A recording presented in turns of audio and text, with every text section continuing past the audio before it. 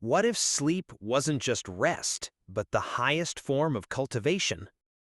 Welcome back to the deep dive. Great to have you with us again. Today, we're diving into something, well, honestly, it might just change how you think about maybe a third of your entire life. What if sleep wasn't just, hitting the reset button? What if it was actually a powerful form of cultivation, like a deliberate path to transforming yourself? Think about it, all those hours we spend asleep. Imagine if we could actually leverage that time for some really profound inner growth. So our journey today, it takes us right into the heart of this really fascinating ancient Chinese practice. It's called sleeping immortal practice. In Mandarin, that's Shui Gong. And we'll explore it through this almost mythical figure, Chen Tuan Laozu. His story is just, no, it's pretty legendary. Yeah, absolutely. And our mission today for this deep dive is to try and get past some of the myth, to really unpack the core ideas behind this ancient discipline. We want to explore how someone could supposedly refine qi through sleep, that phrase is acacia, and then sort of critically look at what insights this might offer us today in our modern lives. Because let's be real, achieving immortality probably isn't top of most people's lists, right? Probably not, no. But the wisdom underneath, that could be incredibly relevant. Okay, yeah, let's unpack that core idea then, because it really is a huge shift in perspective, isn't it? Most of us see sleep as downtime, maybe even a bit of a nuisance, something we have to do to recharge. Right, passive. Exactly. But this philosophy just flips that completely. It presents sleep as an active form of cultivation. It's not passive at all. It's deliberate, an internal practice. What's the real mind shift there? It is. It's genuinely transformative. The source material actually talks about this directly. There's this concept, sleep as work, work as sleep, which is also. Now, that doesn't mean, you're out there digging ditches in your dreams or anything. Right, okay. Good to know. Yeah. It's more about using that unique state of sleep, the quiet, the withdrawal from the outside world for inner work. You could almost think of it as a kind of highly focused, maybe subconscious, deep work that happens when your conscious mind is sort of off duty. And the main goal here within this framework is refining qi through sleep. So qi, for anyone less familiar, it's that fundamental life force, right? The vital energy in traditional Chinese thought. It flows through everything, affects your health, your clarity, your emotions, everything. So refining qi isn't just about getting an energy boost. It's about purifying it, strengthening it, balancing this essential force inside you, and using that deep, quiet state of sleep as your workshop, basically. Wow. So it's not just about getting enough hours of sleep, but about cultivating a certain kind of sleep, a purposeful sleep. And the promise sounds pretty amazing. You sleep better, and you're doing this deep inner work at the same time. It's like a spiritual biogu deal. Exactly. It's presented very much as a win-win. You're repurposing rest, turning it into an active tool for growth. What's really compelling, I think, is how it challenges our modern view, where we often separate mind and body. Yeah. Here, sleep isn't just for the physical body, it's crucial for the spirit, for the energy system too. Okay, and right at the center of all this, almost the living proof, is this figure you mentioned, Chen Tuan Laozu, also known as Fuyaozi.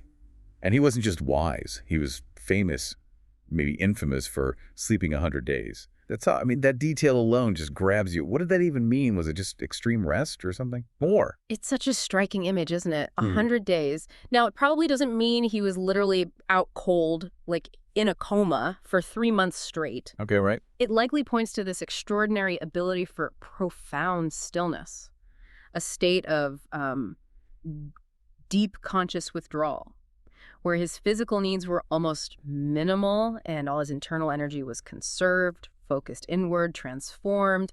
So yeah, not just physical rest. It was more like a deep, sustained meditative state where the inner work continued. So definitely not laziness then. It was a deliberate, advanced technique. And this is where it gets really fascinating for me. His whole approach was about actively using sleep to refine his qi. It wasn't a bonus. It was the core practice.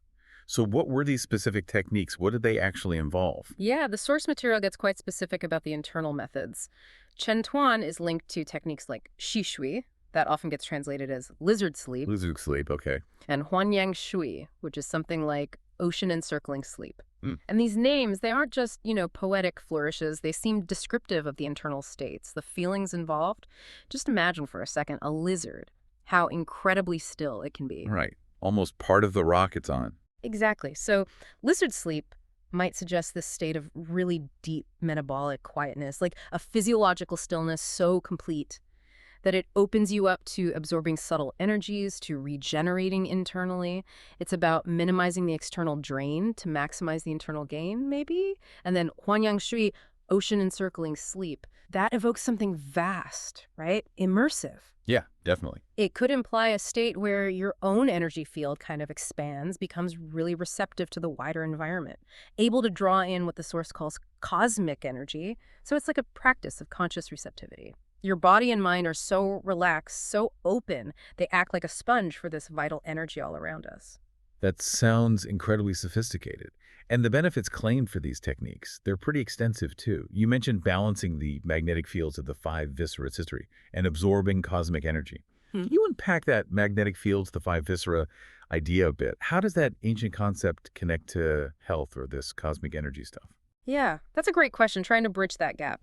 In traditional Chinese medicine, the 5 main organs, liver, heart, spleen, lungs, kidneys, they aren't just the physical bits. Right, there's more to it. Exactly. They're seen as energetic hubs, each tied to specific emotions, elements, even spiritual functions.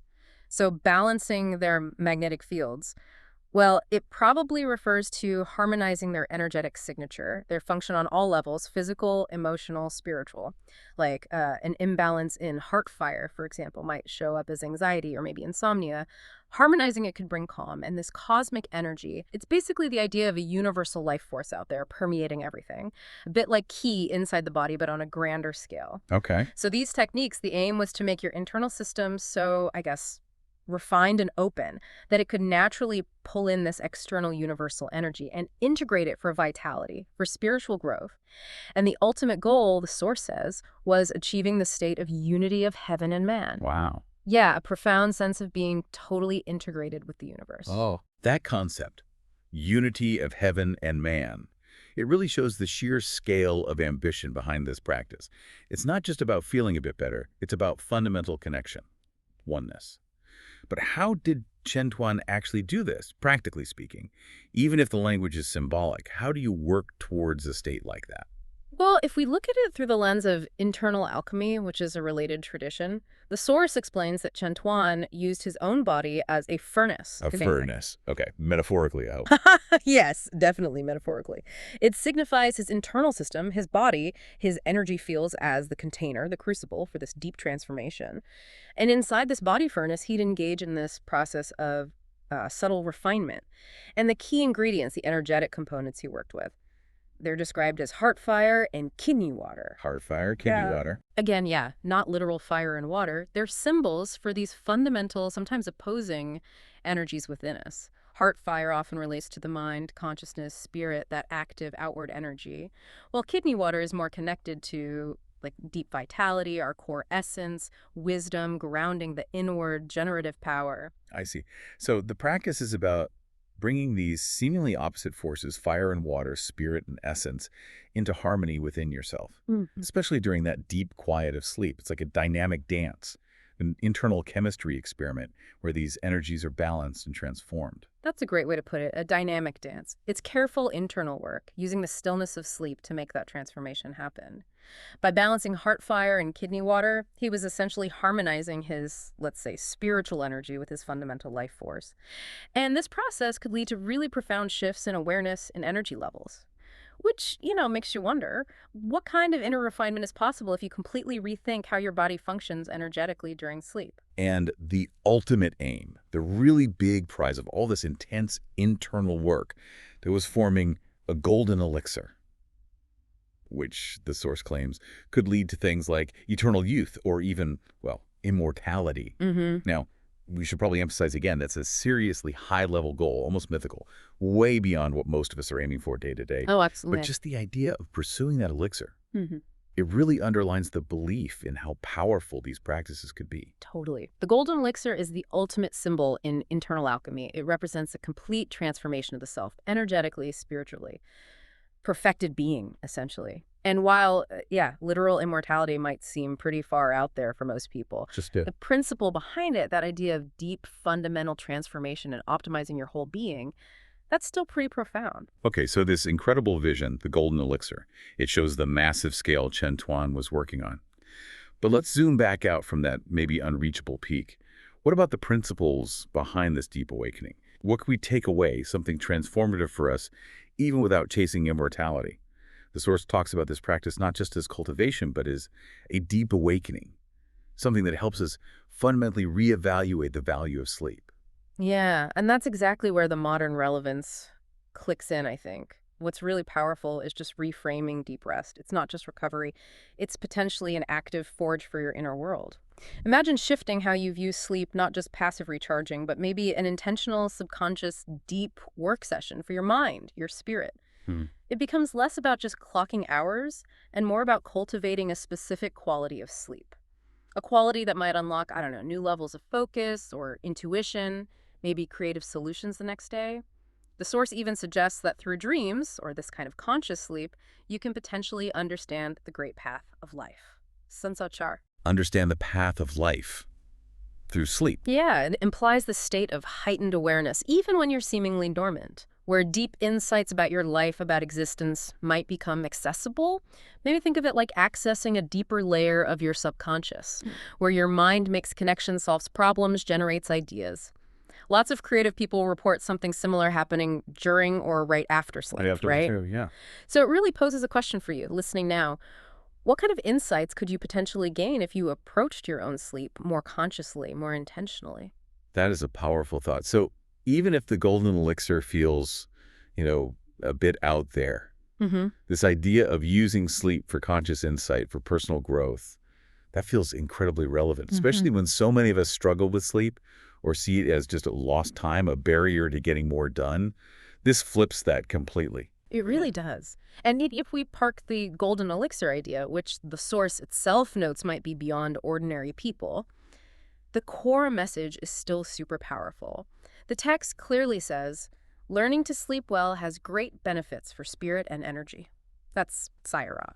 Yeah. And that's where this ancient wisdom feels so grounded and useful for modern life, because the foundation for any kind of cultivation, even if it's just having the clarity and resilience to get through your week, is good quality sleep. So what does this all mean for us today? Living in a world that often seems sleep-deprived, always chasing more waking hours. It seems to mean that even without aiming for immortality, just improving our sleep by being more, intentional about it, maybe seeing it as a form of cultivation, that alone can have huge benefits for our daily lives, our well-being, mental clarity, emotional balance, physical energy, maybe even things like creativity or compassion. This whole practice seems to ask us to reconsider how we relate to rest, not just passively collapsing, but actively engaging with our inner world, which is such a stark contrast to that ancient saying mentioned in the Source, comforting emotions by sins of life. That suggests just passively seeking comfort, avoiding difficulty, can actually hold you back from real growth. Yeah. Chen Tuan's path seems the opposite. Active internal work, even during rest, turning sleep into a powerful tool, not just, passive indulgence. That saying is really quite pointed, isn't it? Especially today, maybe, in our comfort-driven society. It's not saying comfort is bad, I don't think. But maybe that passive indulgence or just trying to avoid any discomfort might block deeper work, deeper growth. And Chen Tuan's approach to sleep really embodies that. It's an active rest, a deliberate inner engagement that builds spirit, builds energy. You could think of it as using your nightly downtime not just to recover, but to actively build inner strength, maybe process complex things, or even subtly recalibrate your whole system. It's the intentionality that makes it more than just sleep. Okay, so as we wrap up this deep dive, wow, we've gone from Chen Tuan Laozu's almost unbelievable 100-day sleeps to these specific, quite poetic techniques like Xi Shui, lizard sleep, and Huan Yang Shui, ocean encircling sleep. This ancient wisdom, it really does invite us to fundamentally rethink our relationship with sleep, doesn't it? To see it maybe not just as a biological need, but as this huge opportunity for self-discovery, for growth. It really does. It hammers home that sleep isn't just biology. It's this powerful, often completely overlooked resource. A resource for self-improvement, for finding energetic balance, and even if our goal is simply, better rest, feeling more centered, more well, not necessarily becoming a sleeping immortal. The insights from these ancient practices are still incredibly valuable. They remind us there's this deep, rich inner world there waiting to be explored, even when our eyes are closed. And that really leaves us with a final thought, maybe something provocative for you to mull over. Yeah. If you spend roughly a third of your entire life asleep, what kind of wisdom, that potential might you unlock? If you started approaching your nightly rest not just as a break, but as a genuine opportunity for deep personal cultivation, what hidden potential is lying dormant within your own sleep, just waiting for, perhaps, a deeper awakening?